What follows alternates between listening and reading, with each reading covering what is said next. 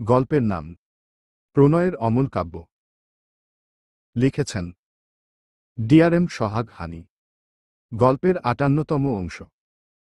ইরফান এগিয়ে এসে মায়রার সামনে হাঁটু মুড়ে বসে মৃদুস্বরে ডাকে, বার্ডফ্লাওয়ার। ইরফানের কণ্ঠ ভাঙা মনে হল। মায়রার কান্না থেমেছে। মায়রার এভাবে কাঁদতে ভালো লাগে না। মেয়েটা নিজের কান্না নিজেই যেন সহ্য করতে পারছে না। সে মনে মনে ঠিক করল সে আর কাঁদবে না। তার শিশুওয়ালা কষ্ট পায়। ওমন কঠোর মানুষকে এত দুর্বল দেখতে মায়রার একটুও ভালো লাগে না। মায়রা দুহাতে তার ভেজা মুখ মুছল। এরপর এগিয়ে এসে ইরফানের সামনে বসে হাঁটুতে ভর দিয়ে একটু উঁচু হয়ে ইরফানের দিকে তাকায়। অন্ধকার হওয়ায় তেমন দেখতে পেল না। নাক টেনে বলে, আপনার ফোনটা একটু দিন তো। ইরফান ভ্রু কুঁচকে বলে, কি করবে? মায়রা কিছু না বলে নিজেই ইরফানের পকেট হাতিয়ে ফোন বের করল। এরপর ফোনের লক খুলতে চাইলে পারে না। বিরক্ত হয়ে বলে, আগে আপনি বার্ডফ্লাওয়ার পাসওয়ার্ড দিয়েছিলেন, এরপর চেঞ্জ করে কি দিয়েছেন? ইরফান মৃদুস্বরে বলে, মাই বার্ডফ্লাওয়ার। মায়রা কিছু বলল না। সে ফোনের ফ্ল্যাশ জ্বালিয়ে ইরফানের দিকে তাক করলে ইরফান চোখমুখ কুঁচকে চোখ বুজে নেয়। ভ্রু কুঁচকে বলে, কি করছো? মায়রা বা হাতে ফোন ধরে ডান হাত ইরফানের গালে হাত দিয়ে মলিন সুরে বলে, শিশওয়ালা আপনার হাত অনেক দুর্বল। মায়রার কথা শুনে ইরফান চোখ মেলে তাকায়। মায়রার হাতের লাইটটা একটু বাঁকিয়ে দেয়। দুপা ভাঁজ করে মাঠের মাঝে বসে দুহাতে মায়রাকে টেনে তার কোলে বসিয়ে মায়রার গালে নাক ঘষে বলে, জাস্ট ফর ইউ। মায়রা প্রশান্তিময় হাসল। একটু ভেবে বলে, কিন্তু আপনি তো ভুল করছেন। আপনি জানেন না, রোগীদের হাসিখুশি রাখতে হয়। আর আপনি উল্টে নিজেই বসে বসে কাঁদছেন। ইরফান গম্ভীর গলায় বলে, আমি কাঁদিনি। মায়রা মুখ বাঁকিয়ে বলে, আপনি যে মিথ্যা বলার উপর পিএইচডি করেছেন সেটা আমার চেয়ে ভালো আর কে জানে। ইরফান কিছু বলতে চায়, তার আগেই মায়রা দুহাতে ইরফানের গলা জড়িয়ে ধরে বেশ শক্তি খাটিয়ে পিছন দিকে ধাক্কা দেয়। ইরফান বুঝতে না পারায় পিছন দিকে হেলে ঠাস করে পড়ে যায়। তার উপর মায়রা। ইরফান চোখমুখ কুঁচকে বলে, স্টুপিড, কি করছো? এখানে অনেক নোংরা। মায়রা দুহাতে ইরফানের গলা চেপে ধরে হেসে বলে, আপনাকে মেরে ফেলব, বুঝলেন? মারার জন্য কে আবার পরিষ্কার জায়গা খোঁজে? ইরফান মায়রার মুখপানে চেয়ে রইল নীরবে। এটুকু সময়ের মাঝেই মেয়েটা এভাবে হাসছে কিভাবে? ইরফান ভীষণ অবাক হল। মায়রা চোখ ছোট ছোট করে বলে, আপনি কি আসলেই গন্ডার?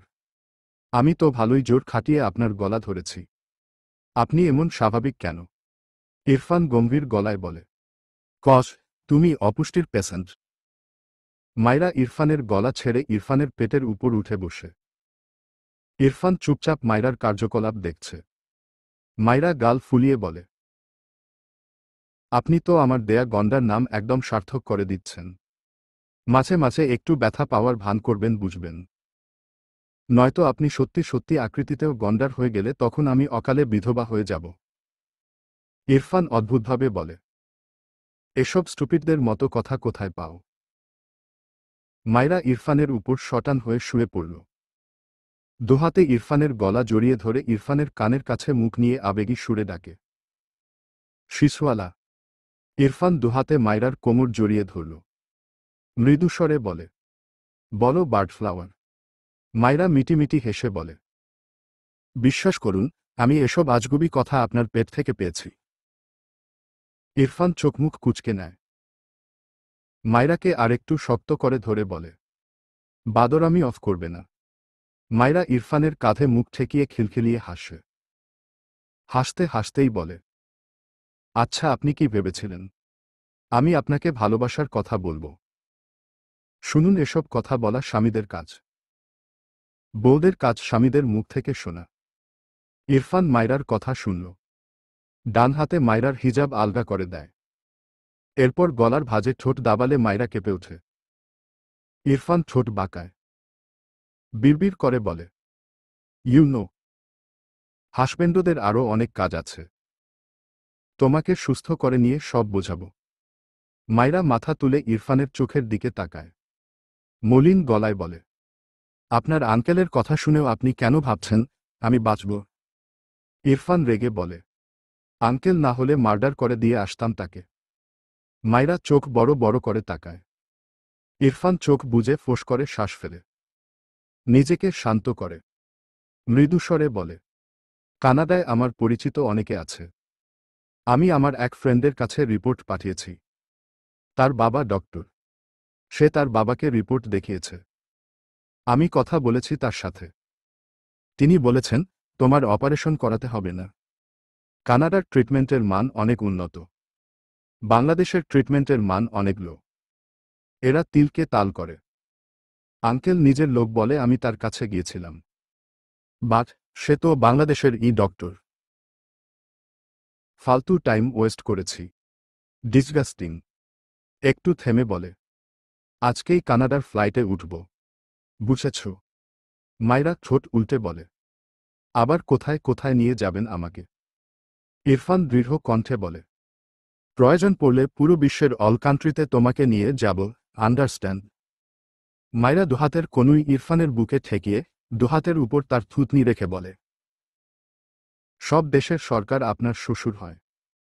ইরফান ভ্রু কুঁচকে বলে, স্টুপিড। আমি অলরেডি কতগুলো কান্ট্রির সাথে ইনভলভ। মাইরা ভাবুক ভঙ্গিতে বলে, কিভাবে? ইরফান মাইরার গালে হাত গলিয়ে বলে, বিজনেস পারপাসে। আই প্রমিস ইউ, তোমার কিচ্ছু হবে না। মাইরা চোখ বুজে মৃদু হাসল। সে তো তার শিশওয়ালার একটুখানি ভালোবাসা চেয়েছিল। অথচ তার শিশওয়ালা তাকে তার চাওয়ার চেয়েও কতগুণ বেশি ভালোবাসে। ইরফান চোখ ছোট ছোট করে বলে, আমার বডি তোমার বেড মনে হচ্ছে। মাইরা চোখ খুলে ইরফানের দিকে তাকায়। একটু লজ্জা পায়। মুখ লুকাতে ইরফানের বুকে মুখ ঠেকিয়ে মৃদুস্বরে বলে, হ্যাঁ, আমার পার্সোনাল বেড মনে হচ্ছে। মাইরার উত্তরে ইরফান ঠোঁট বাঁকিয়ে হাসল। মৃদুস্বরে বলে, এত উন্নতি হয়েছে কবে? মাইরা ইরফানের কথার উত্তর করল না। একটু পর মাথা তুলে ইরফানের দিকে তাকিয়ে ইনোসেন্ট ফেস বানিয়ে বলে, আপনি আমাকে পছন্দ করেন না, এই মিথ্যা বলতেন কেন? ইরফান ফোঁস করে শ্বাস ফেলে বলে, I don't like you, it's true. Maira রেগে তাকায় ইরফানের দিকে। দুহাতে আগের চেয়েও জোরে ইরফানের গলা চেপে বলে, খুবই শ্লোক, মিথ্যাবাদী। ইরফান চোখমুখ কুঁচকে বলে, স্টুপিড কি করছো? কথাটা বলে মাইরাকে ঘাসের উপর ফেলে ইরফান মাইরার উপর আধশোয়া হয়। মাইরা ইরফানের গলা ছেড়ে চোখ বড় বড় করে বলে, কি করছেন?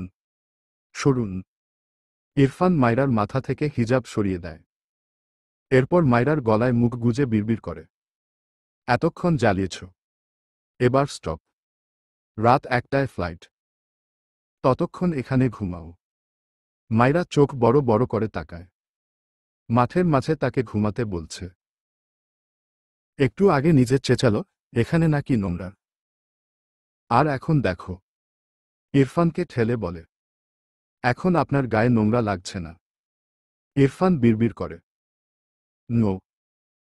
মেনে গিয়েছি। ইরফানের কথা শুনে মাইরা কপাল চাপড়াল। চোখ ঘুরিয়ে আশেপাশে তাকায়। এই জায়গায় 100 হাত দূরেও কোনো মানুষ নেই। হেলিকপ্টার দাঁড় করানো, কিন্তু কোনো মানুষ নেই। চারপাশে কেমন অন্ধকার। মাইরা ঢোক গিলে ইরফানকে ঠেলে সরাতে চায়। ভীত কণ্ঠে বলে, সরুন। এটা কোথায় এনেছেন আমাকে? মনে হচ্ছে এখানে জিনেরাও থাকে না। ইরফান মাথা তুলে মাইরার দিকে তাকায়। মাইরা মিনমিন করে বলে, আমি বাড়ি যেতে চাই, প্লিজ। ইরফান মাইরার পিঠের নিচে হাত দিয়ে মাইরাকে সহ উঠে বসল। এরপর মাইরাকে নিয়েই উঠে দাঁড়াল।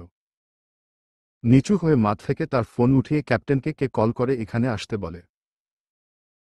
মাইরা আগে সেভাবে খেয়াল না করলেও এখন বারবার এদিক ওদিক তাকিয়ে দেখছে। জায়গাটা আসলেই কেমন যেন ভুতুরে টাইপ। মেয়েটা ইরফানের দিকে সিটিয়ে দাঁড়ায়। ইরফান ফোন পকেট রেখে মাইরার গালে হাত দিয়ে মৃদুস্বরে বলে, হোয়াট হ্যাপেন্ড? মাইরা ইরফানের দিকে চেয়ে বলে, আপনি কি জানেন এখানে জিন থাকে? কথাটা বলে আবারও এদিক ওদিক তাকায় মাইরা। ইরফান ভ্রু কুঁচকে বলে, আই নো। তোমাকে ওদের সাথে পরিচয় করাতেই এখানে হেলিকপ্টার ল্যান্ড করতে বলেছি। মাইরা তোরাক করে ইরফানের দিকে তাকায়। দুহাতে ইরফানের বুকে ধাক্কা দিয়ে বলে, অসভ্য লোক, আপনি আমার সাথে মজা করছেন। আমি ভয় পাচ্ছি। ইরফান ঠোঁট বাঁকায় সামান্য। মাইরাকে কোলে তুলে নিয়ে এগিয়ে গিয়ে হেলিকপ্টারের ভেতর বসে। মাইরার আবারও খারাপ লাগে। দুহাতে ইরফানের গলা জড়িয়ে রাখে। কাঁদতে চাইল না, তবুও দুফোঁটা পানি চোখের কোণ ঘেঁষে গড়িয়ে পড়ে।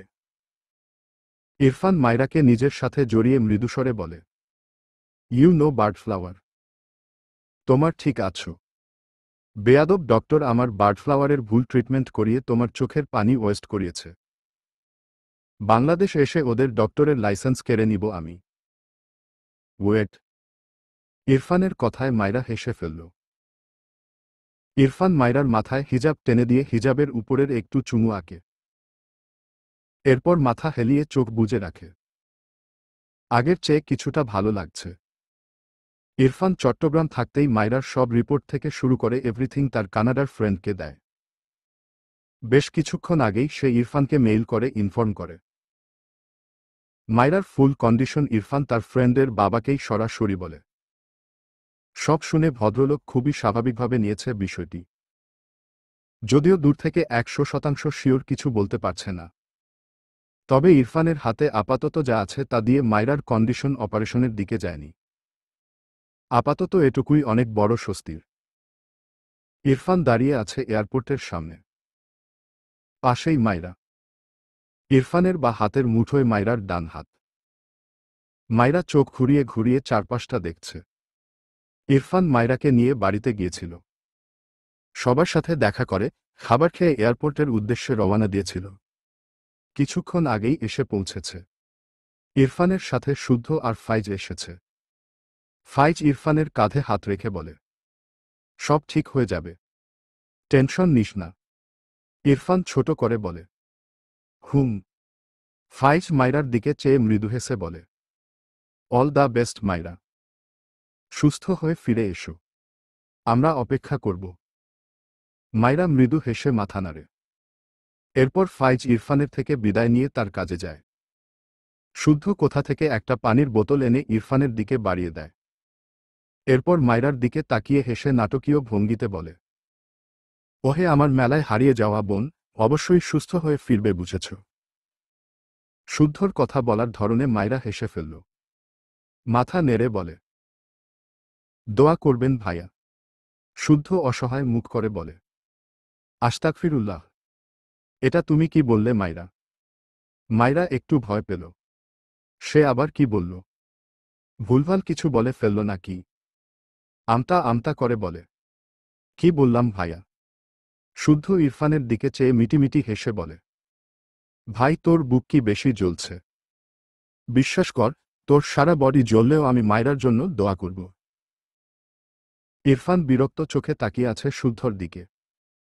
শুদ্ধ হাসল। এরপর মাইরার দিকে তাকিয়ে হেসে বলে, মাইরা কোনো কানাডিয়ান ছেলেকে ভালো লাগলেই সাথে সাথে আমাকে একটা খবর দিবে, বুঝেছ? আফটার অল আমি তোমার বড় ভাই বলে কথা। আমার একটা দায়িত্ব আছে না? মাইরা এবার মনে মনে হেসে মাথা নেড়ে বলে, সত্যি ভাইয়া। কানাডিয়ান ছেলেদের সামনে থেকে দেখা আমার স্বপ্ন। How Q. ইরফান রেগে চিল্লিয়ে বলে, শাট আপ। শুদ্ধ হাসছে। মাইরা ঝাঁকি দিয়ে ওঠে। ইরফান মাইরার দিকে তাকিয়ে দাঁতে দাঁত চেপে বলে, স্টুপিড গার্ল, রাগাচ্ছ কেন আমায়? মাইরা চোখ ছোট ছোট করে বলে, আপনি রাগছেন কেন? ইরফান রেগে বলে, থাপ্পড় খেতে না চাইলে মুখ বন্ধ রাখো। মাইরা মুখ ফুলায়।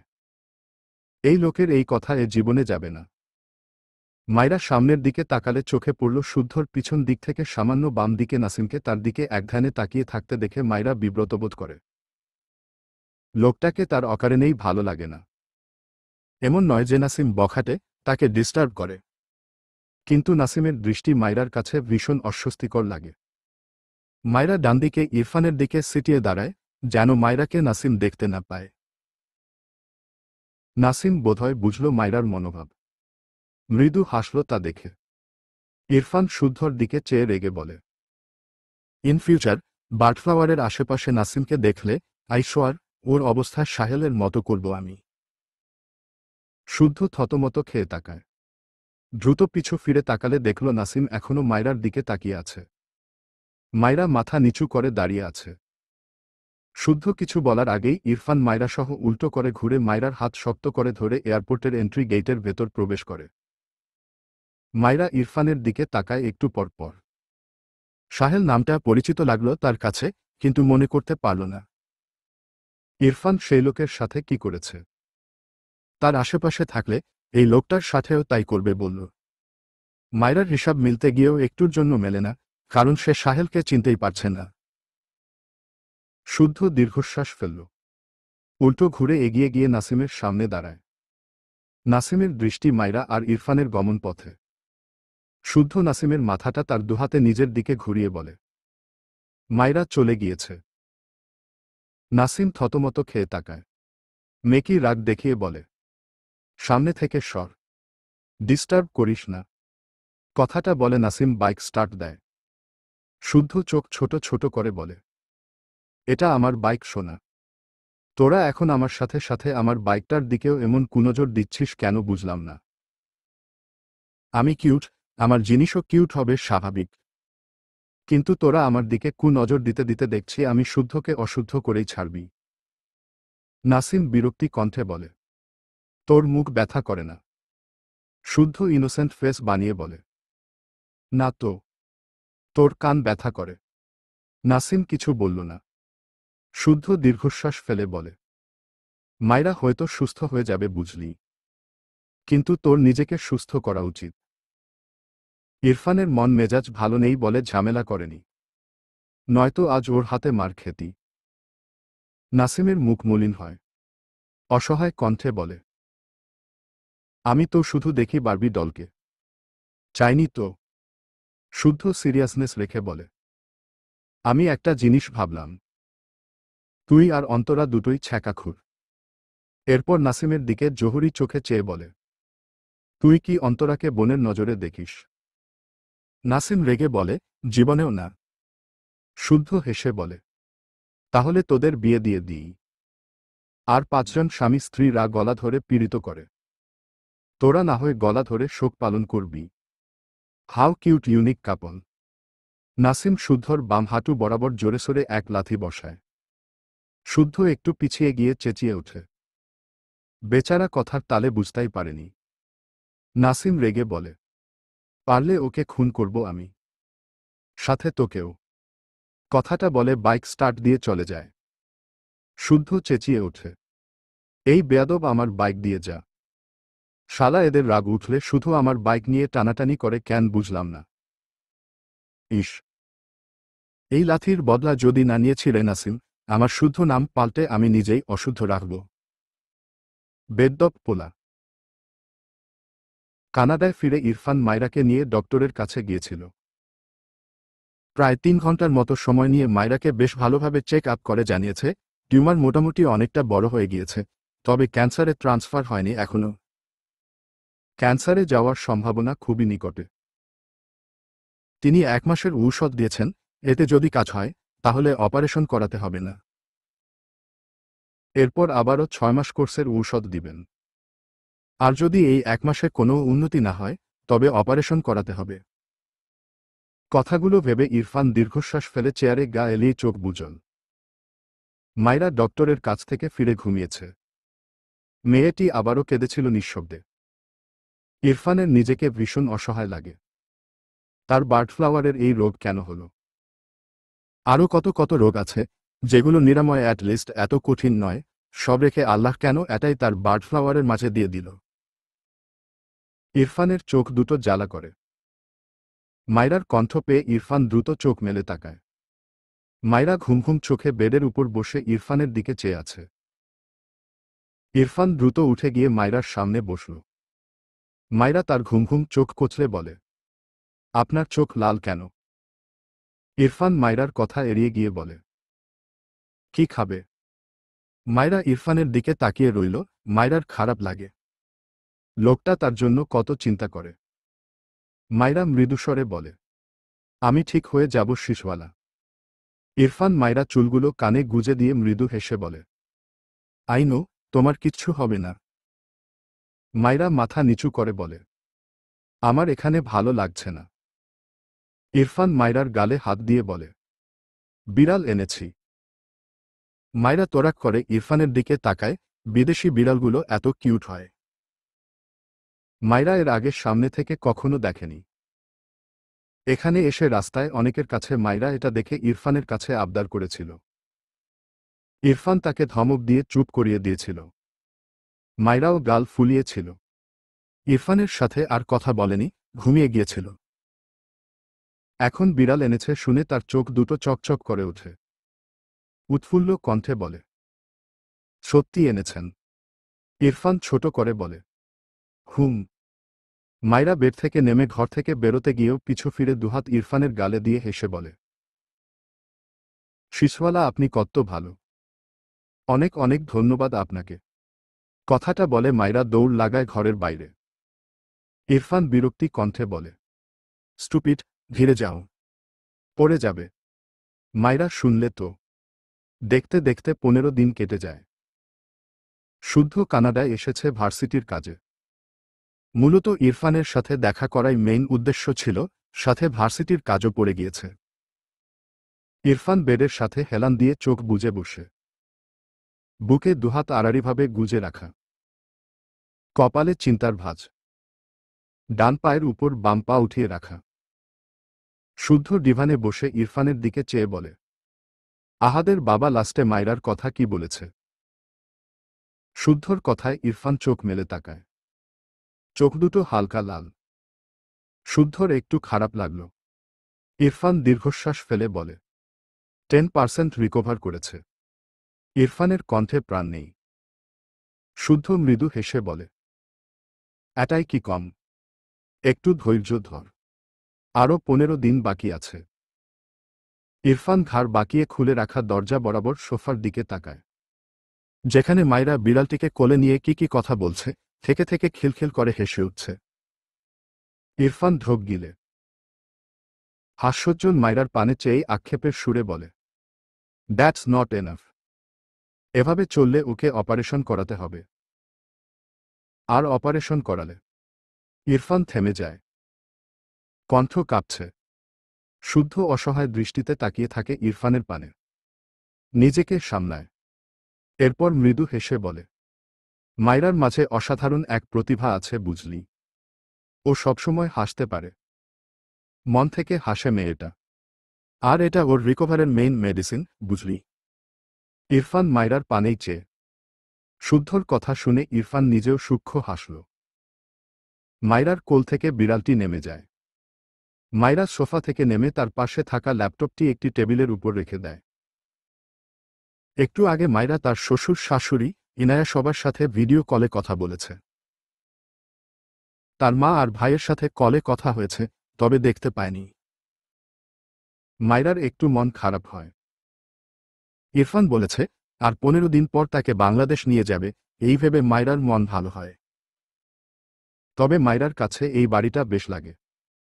পুরো 5টি রুম। ওয়াশরুমগুলোই একটা রুমের সমান। বেলকনিগুলোও কি বিশাল। মাইরার তো ইচ্ছে করে এই বাড়ি তুলে বাংলাদেশ নিয়ে যেতে। বিড়ালটিকে ইরফানের ঘরের দিকে যেতে দেখে মাইরা ও পিছু পিছু আসে। বিড়ালটি শুদ্ধর পায়ের কাছে গিয়ে লেজ নাড়ায়। শুদ্ধ খেয়াল করেনি। পায়ের কাছে সুরসুরি লাগায় শুদ্ধ নিচু হয়ে বিড়াল দেখে চিংড়ি মাছের মতো লাফ দিয়ে ডিফানের উপর পা তুলে বসে। ডান দিকে ফিরে দুটো হাঁচি দেয়। মাইরা শুদ্ধর কাণ্ড দেখে পেট চেপে হাসছে। শুদ্ধ নাক ডলে কাদো কাদো মুখ করে বলে, ইন্না লিল্লাহ। আমার শত্রুকে এ বাড়িকে ঢুকতে দিল। এই ইরফান, এটাকে বের কর। কথাটা বলে আবারও হাঁচি দেয়। মাইরা এগিয়ে এসে বিড়ালটিকে কোলে নিয়ে শুদ্ধর দিকে তাকিয়ে বলে, কি বলছেন ভাইয়া? ও আমার বাচ্চা লিও। ওকে বের করে দিতে বলছেন কেন? শুদ্ধ নাক ডলে অদ্ভুতভাবে মাইরার দিকে তাকায়, এরপর মাইরার কোলে বিড়ালটির দিকে তাকায়। আবার দৃষ্টি ঘুরিয়ে ইরফানের দিকে তাকায়। আরও একবার হাঁচি দিয়ে নাক ডলে বলে, কি রে ইরফান, তোর ডিএনএতে যে প্রবলেম তা তো জানতাম না। কি বাচ্চা পয়দা করলি রে? এ তো যে সে বাচ্চা নয়, একেবারে পশমওয়ালা বিড়াল। বলছি, তুই এত ফাস্ট? 15 দিনেই বাচ্চা জন্ম দিয়ে দিলুই। কি পাওয়ারফুল ডিএনএ রে তোর। কথাটা বলে আরও দুবার হাঁচি দিল শুদ্ধ। এই বিড়ালে তার এত অ্যালার্জি রে? এর সাথে এ বাড়ি থাকবে কি করে? শুদ্ধর কথায় মাইরা ব্যাবাচ্যাকা খেয়ে চেয়ে আছে শুদ্ধর দিকে। ইরফান বিরক্ত চোখে চেয়ে আছে। মাইরা বোকা চোখে চেয়ে বলে, আপনার কথা বুঝিনি ভাইয়া। শুদ্ধর চোখ নাক লাল হয়ে গিয়েছে। সে ঘর থেকে বেরিয়ে যেতে যেতে মিটিমিটি হেসে বলে, ইরফান তোমাকে হাতে কলমে বোঝাবে। শুদ্ধ বেরিয়ে যেতেই মাইরা ইরফানের দিকে তাকালে দেখল ইরফান কটমট দৃষ্টিতে তার দিকে চেয়ে আছে। রূঢ় কণ্ঠে বলে, আমি বিড়ালের বাবা। মাইরা ঠোঁট উল্টে বলে, না তো। কেন, লিও কি আপনাকে বাবা বলে ডেকেছিল নাকি? ইরফান বিরক্তির নিঃশ্বাস ফেলে হাত বাড়িয়ে মাইরাকে ডাকে, কাম। মাইরা বিড়ালটিকে নিয়েই ইরফানের পাশে গিয়ে বসল। ইরফান বিরক্ত হয় মাইরার কোলে বিড়ালটিকে দেখে। সারাদিনের সাথে চিপকে থাকে তার বউটা। মাঝে মাঝে ইরফানের ইচ্ছে করে একে আছাড় মেরে নাড়িভুড়ি বের করে দিতে, কিন্তু মাইরার জন্য সে ইচ্ছেকে মেরে ফেলতে হয়। ইরফান বিড়ালটির মাথার কাছে চিমটি দিয়ে ধরে উঁচু করে বিড়ালটিকে মেঝেতে নামিয়ে দেয়। মাইরা চেঁচিয়ে রেগে বলে, আরে ওকে এভাবে ধরছেন কেন? আপনি আসলেই পাষাণ। একটা বিড়ালের প্রতিও আপনার সামান্যতম মায়া নেই। ইরফান তার কাজ শেষ করে মাইরাকে তার কোলে বসিয়ে নেয়। মাইরা ঘাড় নিচু করে দেখতে চায় বিড়ালটি কোনোদিকে গেল। ইরফান দুহাতে মাইরা দুগাল চেপে নিজের দিকে ফেরায়। মাইরা কিছু বলার আগেই ইরফান মাইরার চোখের দিকে তাকিয়ে বলে, বিড়ালের বাবা হওয়ার কোনো ইন্টারেস্ট আমার নেই। অ্যান্ড তোমাকে ও বিড়ালের মা বানানোর ইন্টারেস্ট নেই। ওকে। একটু থেমে ঠান্ডা গলায় বলে, তুমি আমার বেবির মা হবে, আন্ডারস্ট্যান্ড? ইরফানের কথায় মাইরার কেমন অদ্ভুত অনুভূতি হল। কথার তালে হঠাৎই বলে ফেলে, কবে? কথাটা বলে মাইরা থতমত খেয়ে যায়। ভীষণ লজ্জা পায় মেয়েটা। ইরফানের দৃষ্টি থেকে বাঁচতে দ্রুত চোখ নামিয়ে নেয়। ইরফানের কোল থেকে নামতে চাইলে ইরফান হাতের বাঁধন আরও শক্ত করে। মাইরার নত মুখপানে চেয়ে ঠোঁট কামড়ে হাসে। মাইরাকে নিজের দিকে আরেকটু টেনে নিয়ে শীতল কণ্ঠে বলে, তুমি কবে আমার বেবির মা হতে চাইছ বার্ডফ্লাওয়ার? মাইরা চোখ খিচে নেয়। ইস! বেফাস কথা বলে বলে শুধু ফেঁসে যায়। একটু পর চোখ মেলে ইরফানের দিকে তাকালে দেখল ইরফানের ঠোঁটের কোণে বাঁকা হাসি। মাইরা এলোমেলো দৃষ্টি ফেলে আমতা আমতা করে বলতে নেয়, শীষ। বাকিটুকু আর বের করতে পারে না। ইরফান মাইরার ঠোঁটজোড়া আঁকড়ে ধরে। মাইরা চোখ বুজে পিছন দিকে হেলে পড়তে নেয়। ইরফান দুহাতে আগলে নেয় অনুভূতির জোয়ারে ভাসতে থাকা তার বার্ডফ্লাওয়ারকে। দেখতে দেখতে আরও 5 দিন পেরিয়ে গিয়েছে। শুদ্ধ কানাডাতেই আছে। ভার্সিটির জন্য তার মোটামুটি কাজের চাপ আছে। ঘড়ির কাঁটায় জানান দেয় রাত 12টা। শুদ্ধ ছাদে দাঁড়িয়ে আছে। ফারাহকে বেশ কয়েকবার কল করে। কল রিসিভ হয় না। ফারার ভার্সিটি এখন না ধরাই স্বাভাবিক। শুদ্ধ তবুও বিরক্ত হল। পুরো 5 দিন দেখেনি তার পাখিটাকে। কি জ্বালা! বিয়ে করেও বিরহ তার। এই 5 দিনে মাইরার আগের চেয়েও অনেকটা উন্নতি হয়েছে। শুদ্ধ স্বস্তি পায়। ইরফানটা বাংলাদেশ গেলে সে আগে বিয়ে করবে। এসব দূরত্ব আর নেয়া যায় না। হঠাৎই পিছন থেকে কেমন যেন জড়ানো কণ্ঠ পায়। শুদ্ধ ভ্রু কুঁচকে পিছু ফিরে তাকায়। হালকা আলোয় ইরফানকে স্পষ্টই দেখল। ভাবনার মাঝেই ইরফান এলোমেলো পায়ে এগিয়ে আসে শুদ্ধর দিকে। আঙুল উঁচিয়ে বলে, আমার বউ কোথায়? শুদ্ধ চোখ ছোট ছোট করে তাকায় ইরফানের দিকে। এগিয়ে গিয়ে বলে, মাইরা তো ঘুমিয়েছে। তুইই তো বললি ঘণ্টাখানেক আগে। ইরফান ঠিকভাবে দাঁড়াতে পারছে না। চোখ খোলে আবার বোঝে। শুদ্ধ ভ্রু কুঁচকে বলে, তুই কি অসুস্থ নাকি? ইরফান এলোমেলো কণ্ঠে বলে, আমার অনেক কষ্ট। শুদ্ধ অদ্ভুতভাবে তাকায় ইরফানের দিকে। এর হয়েছে কি? ভাবনার মাঝেই ইরফান এলোমেলো পায়ে এসে হঠাৎই শুদ্ধকে জড়িয়ে ধরে। শুদ্ধ তোবড়া খেয়ে চেয়ে আছে। এই ইহজীবনে ইরফান এমন করেছে বলে তো তার মনে পড়ে না। ইরফানের কাঁধে হাত রেখে চিন্তিত কণ্ঠে বলে, এই ইরফান ঠিক আছিস? ইরফান শুদ্ধকে ছেড়ে দাঁড়িয়ে ভাঙা গলায় বলে, নো নো, আমি ঠিক নেই। ইউ নো, বার্ডফ্লাওয়ার শুধু আমাকে হার্ট করে। She is a selfish girl. চলবে ইনশাআল্লাহ। গল্পের নাম